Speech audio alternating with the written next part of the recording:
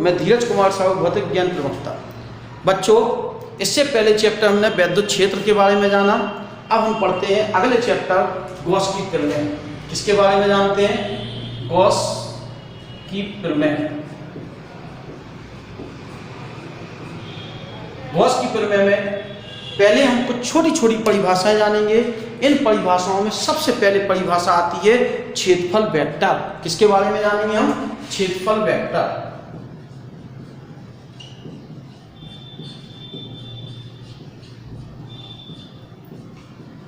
Area, क्षेत्रफल vector. क्षेत्रफल वैसे तो अदिश राशि है, लेकिन अगर हम तीर सहित प्रयोग करें तो एक सदिश राशि है और क्षेत्रफल की दिशा सदैव उसके तल के अभिलंबवत ऊपर की ओर होती है। अगर यह क्षेत्रफल है हमारे पास, तो इसमें जो क्षेत्रफल की दिशा होगी वो तल के अभिलंबवत कहाँ की ओर होगी? ऊपर की ओर होगी। क्षेत्रफल वेक्टर क्षेत्रफल एक सदिश राशि मानेंगे हम गणितीय रूप से, और इसकी दिशा तल के अभिलंबवत कहाँ की ओर होगी? ऊपर की ओर होगी। इसे हम n कैप क्या दे रहे हैं, यानी a वेक्टर बराबर a इंटू n कैप, जहां a क्या होगा? क्षेत्रफल का परिमाण और n कैप क्या होगा? एकांक वेक्टर, जो किसकी दिशा को? जो क्षेत्रफल की दिशा को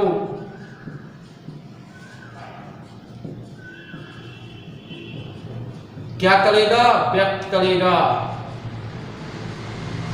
और जो कि यहां पर क्या है? तल के अभिलंबवत कहां की ओर है? ऊपर की ओर है। तल के अभिलंबवत कहां की ओर है? ऊपर की ओर। क्षेत्रफल है ये इतना बड़ा, इस पूरे क्षेत्रफल को हमने कहा a, माने a वेक्टर हो गया। ये सदिश राशि है। तल के अभिलंबवत कहां की ओर गया? ऊपर की ओर गया। तल के अभिलंबवत कहां की ओर गया? ऊपर की ओर। अब जानते हैं हम अगली हेडिंग घन कोण। घन कोण इंग्लिश में कहते हैं सॉलिड एंगल। घन कोण क्या होता है? छोटी छोटी परिभाषाएं हैं जो हमारी इस थ्योरी में, थ्योरम में यूज होने वाली हैं, इसलिए इनको हम क्या कर रहे हैं यहाँ समझ रहे हैं। घन कोण, गोले के किसी एक भाग, ये गोला है, गोले का कोई एक छोटा सा भाग ले लिया, छोटा भाग, इस भाग का क्षेत्रफल कितना है? dA।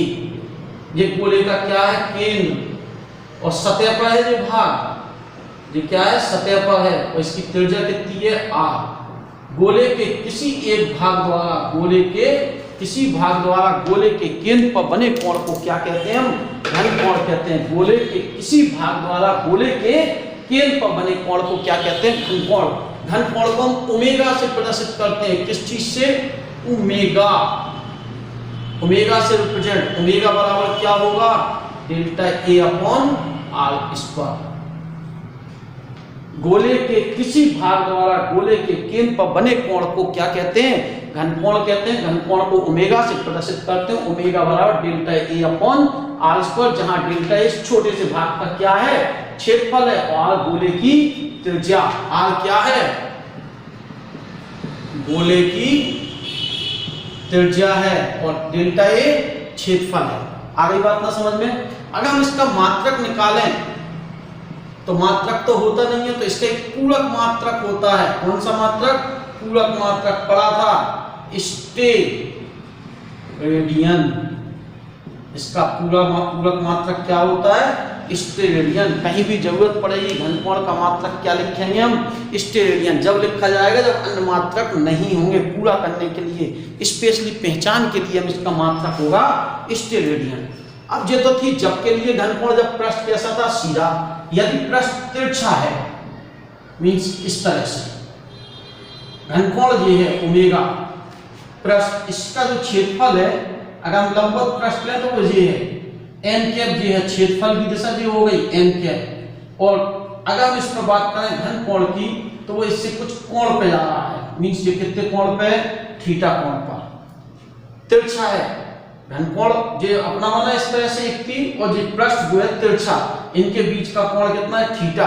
तो घन कोण का सूत्र ओमेगा बराबर delta A cos theta upon R square होगा। क्यों? जे है डीए, इसका थीटा घटक हो, जे टूटेगा डीए cos थीटा जिस घटक के साथ कोण होता है उसमें क्या आता था, कॉस, तो D A cos theta upon R square. आगे बात समझ में। अब बात आती है स्टेरेडियन की परिभाषा। एक स्टेरेडियन से आप क्या समझते हैं? एक स्टेरेडियन, चूंकि ओमेगा बराबर डेल्टा ए अपॉन क्या बताया हमने, आर स्क्वायर। यदि हम कह रहे हैं डेल्टा ए बराबर आर स्क्वायर, तो ओमेगा बराबर R square upon R square बराबर कितने स्टेरेडियन, एक स्टेरेडियन। परिभाषा बन गई, क्या बनी, एक स्टेरेडियन वह घनकोण है जो गोले के किसी भाग द्वारा गोले के केंद्र पर अंतित होता है, जबकि उस भाग का क्षेत्रफल गोले की त्रिज्या के वर्ग के बराबर हो। देखो, किसी भाग का क्षेत्रफल गोले की त्रिज्या के वर्ग के बराबर हो तो उस भाग द्वारा केंद्र पर बना घनकोण एक स्टेरेडियन कहलाता है। यदि किसी भाग का क्षेत्रफल गोले की त्रिज्या के वर्ग के बराबर हो तो उस भाग द्वारा केंद्र पर बना घनकोण क्या कहलाता है, एक स्टेरेडियन कहलाता है। एक स्टेरेडियन की परिभाषा। बात समझे हमारी? हमने आपसे बिल्कुल सिंपल सी बात कही, क्या क्षेत्रफल वेक्टर, क्षेत्रफल एक सदिश राशि है, इसकी दिशा तल के अभिलंबवत कहाँ की ओर होती है, ऊपर की ओर होती है। घनकोण, घनकोण गोले के किसी भाग द्वारा गोले के केंद्र पर बने कोण को क्या कहते हैं, घनकोण कहते हैं। घनकोण को ओमेगा से प्रदर्शित करते हैं। ओमेगा बराबर delta A upon R square, गोले की त्रिज्या आर, डेल्टा ए गोले का क्षेत्रफल, उस भाग का क्षेत्रफल है जिसके द्वारा केंद्र पर बना कोण है। बात समझे? मात्रक स्टेरेडियन हो गया, ठीक है। अगर तिरछा पृष्ठ है तो घनकोण का सूत्र क्या होगा, delta A cos theta upon R square, क्योंकि इसका एक घटक टूट जाएगा डेल्टा ए cos थीटा, तो घनकोण की दिशा में एक स्टेरेडियन वह घनकोण है जो गोले के किसी भाग द्वारा गोले के केंद्र पर अंतित होता है, जबकि उस भाग का क्षेत्रफल गोले की त्रिज्या के वर्ग के बराबर। ठीक है ना। अब चलते हैं अपन आगे की ओर। बच्चों, अगले इसी के भाग में हम बात करें विद्युत फ्लक्स से आप क्या समझते हैं। कौन सा फ्लक्स? विद्युत फ्लक्स। विद्युत फ्लक्स, विद्युत फ्लक्स, इलेक्ट्रिक फ्लक्स। विद्युत फ्लक्स क्या होता है, क्वेश्चन ये उठ रहा है। इलेक्ट्रिक फ्लक्स,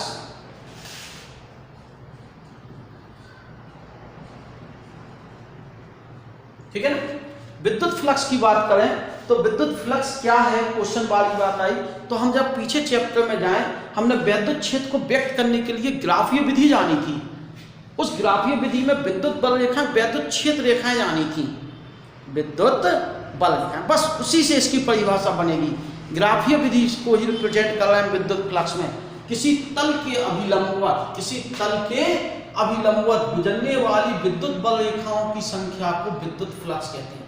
इस तल के अभिलंबवत गुजरने वाली विद्युत बल रेखाओं की संख्या, किसी तल के अभिलंबवत गुजरने वाली विद्युत बल रेखाओं की संख्या क्या कहलाती है, विद्युत फ्लक्स कहलाती है। इसे हम जनरली फाई से क्या करते हैं, प्रदर्शित करते हैं। कहीं कहीं फाई ई भी लिख दिया जाता है, कोई दिक्कत नहीं है, चूंकि हम फाई चुंबकीय फ्लक्स भी पढ़ेंगे अभी, तो इसलिए हम जनरली और स्पष्ट फाई ई लिखते हैं, फाई ई से प्रदर्शित करते हैं। परिभाषा क्या बनी, किसी तल के अभिलंबवत गुजरने वाली विद्युत बल रेखाओं की संख्या को क्या कहते हैं, विद्युत। मान लो इस से 3 रेखाएं गुजर रही हैं लंबवत, तो इसका विद्युत फ्लक्स कितना होगा, 3।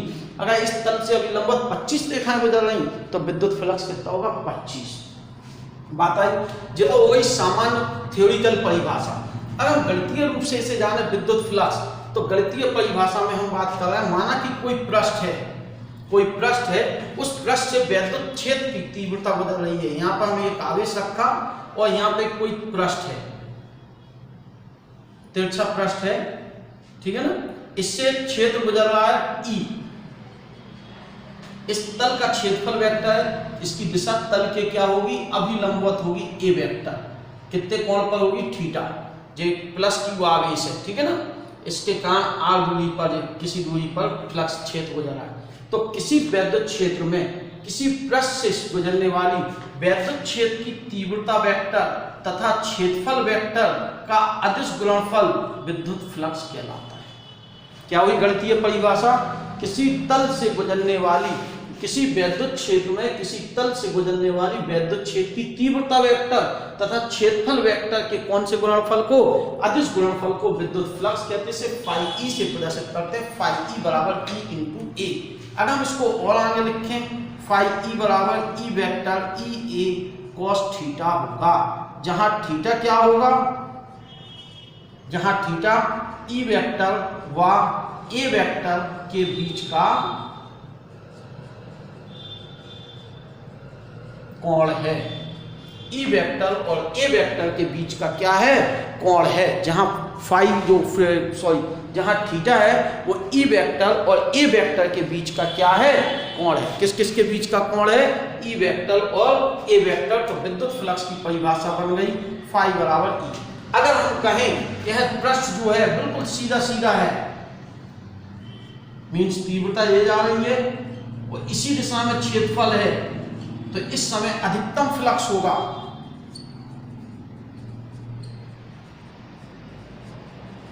अधिकतम फ्लक्स कितना होगा, क्यों थीटा बराबर कितना हो गया 0 अंश, तो फाई बराबर ई ए होगा।